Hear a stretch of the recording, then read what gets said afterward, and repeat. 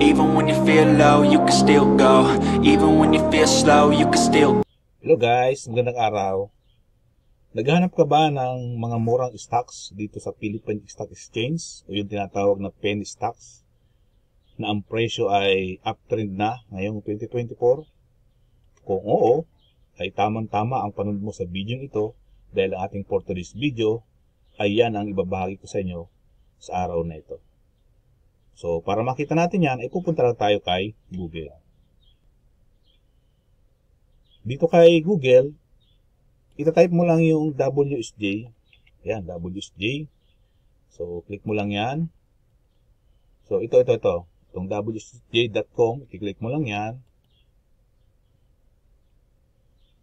Tapos lalabas itong The Wall Street Journal. Dito sa magnifying glass sign, i-click mo lang ito.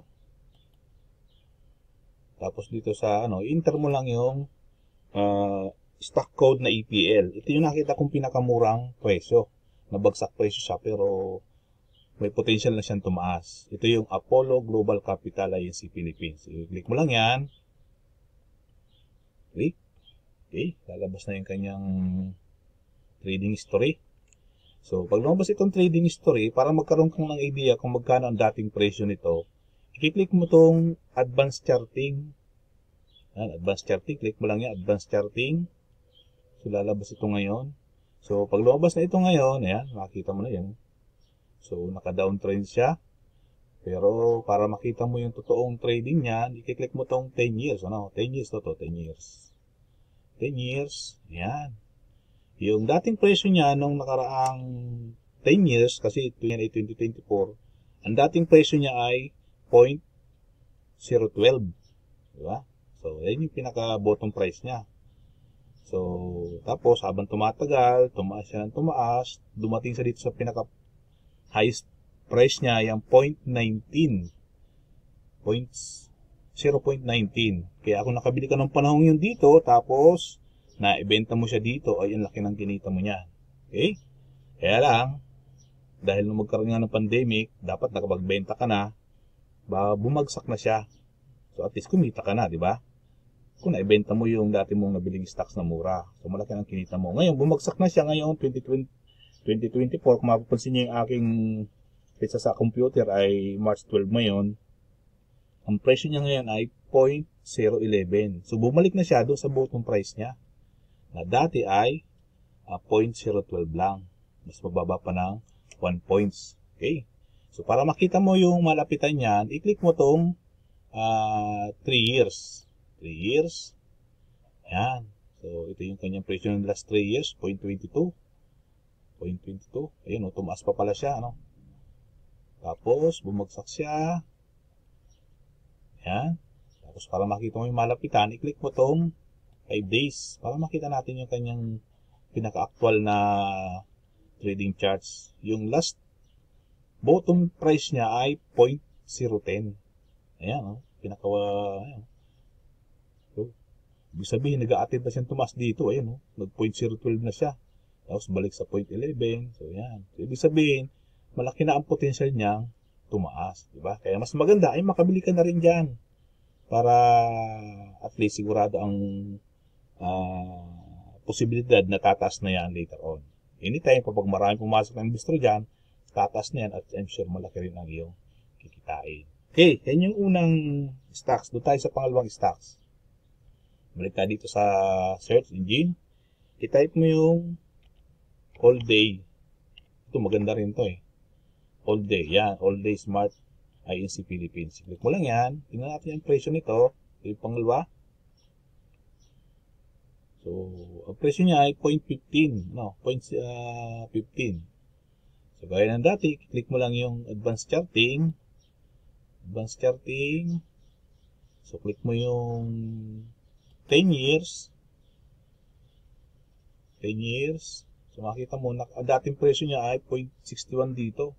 So, bumagsak siya kasi nga nagkaroon ng pandemic. Bagong bukas lang kasi ito So, ang i-click natin ay yung 3 years na. Ayan, ito yung presyo niya. 0.82. So, bumagsak siya ng bumagsak.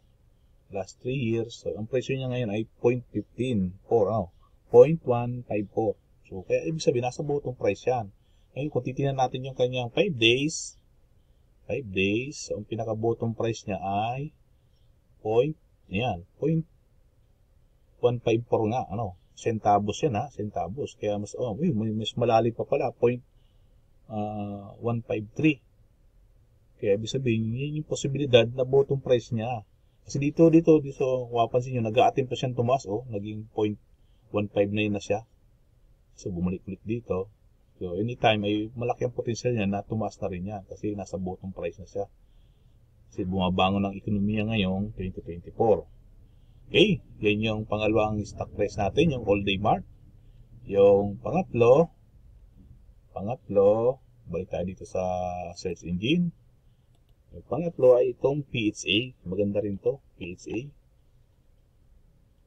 Itong Premier Horizon Alliance Corporation. Click mo lang din yan. Tingnan natin yung kanyang presyo. Yung presyo niya ay 0.19, 197. So, titingnan natin yung kanyang dating presyo nung last 10 years din. Laging ganun lang gagawin. Last 10 years, para makita yung idea, magkaroon tayo ng idea, yung kanyang dating pinakamababang presyo ay 0.33. So, tumaas din siya. Ayan, magkaroon din siya ng peak, 2 pesos and 0.06 centavos.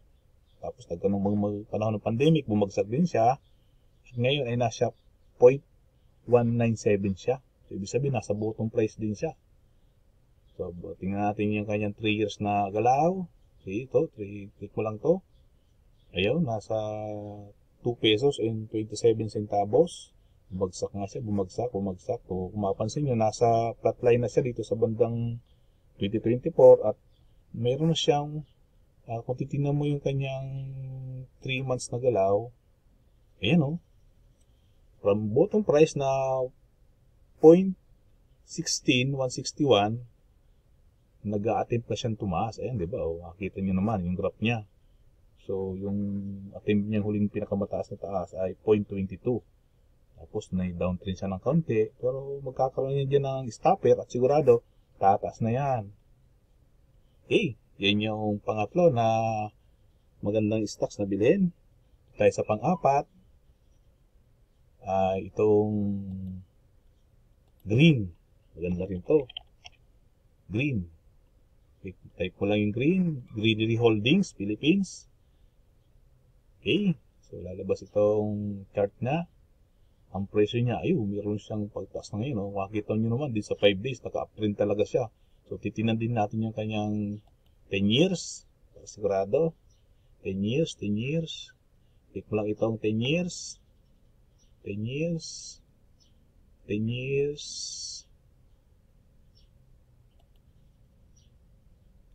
Ang presyo niya nung last 10 years ay pinakamataas ng presyo. Dito gawin natin all para makita natin all. Itong all. Ayun. Ang presyo pala nito nung pinakabuong trading history niya ay from 1998 ay 74 pesos. Ang laki pala ng presyo niya. Ayun, 74 pesos. Tapos bumagsak siya. So, lalo na magkaroon ng pandemic. So, ang last price niya ngayon ay 0.245 centavos. Kung titignan natin yung kanyang galaw ng 3 months, click mo lang to. 3 months. Yan. Kung makikita niyo naman yung trend niya, naka-uptrend na siya, di ba? Naka-uptrend na, from bottom price na 0.226 dito, 0.2115, 0.215. So, nagkaroon na siya ng uptrend, 0.245 na siya, 0.245 na centavos. So, tingnan natin yung 5 days niya. 5 days.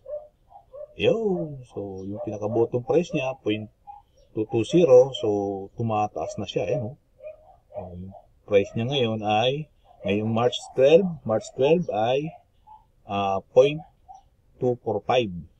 Di ba? Magandang bilhin niya. Kasi mayroon na siyang uptrend na movement. Okay?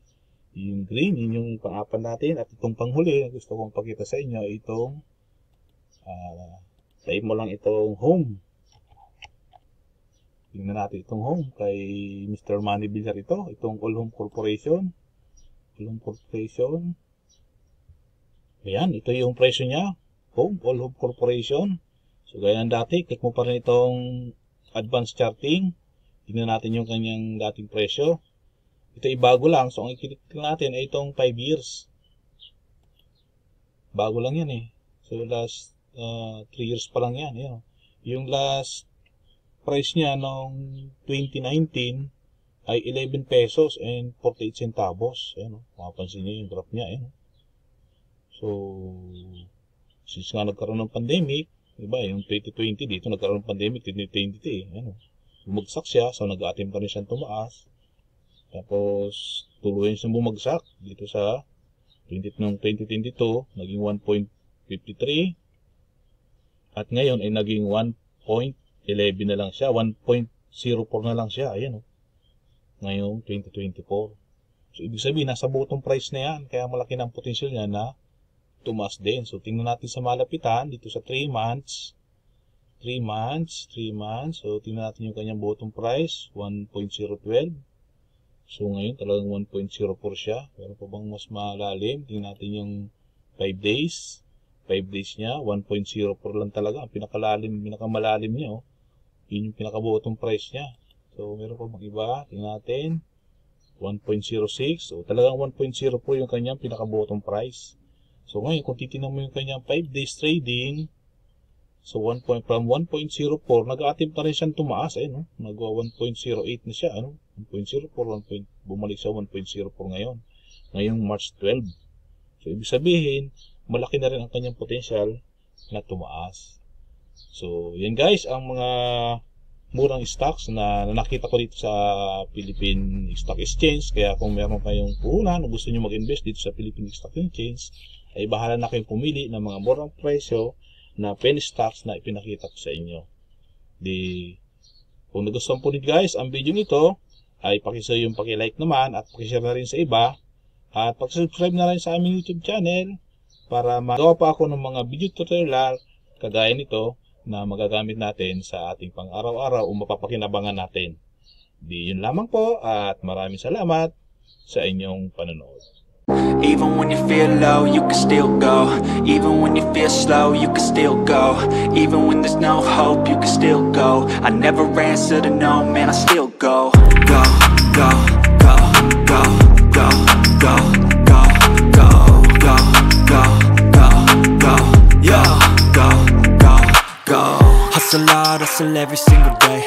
I'll be making moves till I'm buried in my grave.